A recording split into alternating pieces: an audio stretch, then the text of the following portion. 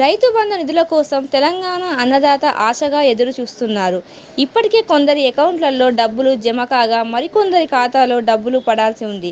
కానీ రైతన్నలకు ఊహించని షాక్ తగిలింది. రైతు బంధు డబ్బులు రిటర్న్ అయ్యాయని సమాచారం అందుతోంది. రైతు బంధు పంపిణీలో వ్యవసాయ శాఖ నిర్లక్ష్యం కారణంగానే వేలాది మంది రైతులు పెట్టుబడి సహాయానికి దూరమయ్యారని విమర్శలు వస్తున్నాయి. అయితే ప్రతి జిల్లాలో 500 నుంచి 1000 మంది రైతు బంధు డబ్బులు తిరిగి సర్కారు ఖాతాలో జమ అయినట్లు అధికారులు గుర్తించారు. కానీ రైతు బంధు డబ్బులు జమలో అధికారుల నిర్లక్ష్యంతో రైతులు తీవ్ర ఇబ్బందులు పడుతున్నారు.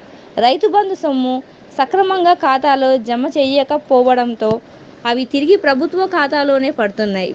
బ్యాంక్ అకౌంట్ నంబర్లలో తప్పులు, ఇంటి రైతుల పేర్ల మార్పు, ఖాతాలు ఫ్రీజ్ కావడం, డిఫాల్టర్లు అయిన ఖాతాలు సహా పలు అంశాలు వీటికి కారణం అంటూ 5 ఎకరాల లోపు ఉన్న తమకు ఇంకా రైతు బంధు నగదు అందలేదని పలువురు రైతులు ఆవేదన చెందుతున్నారు.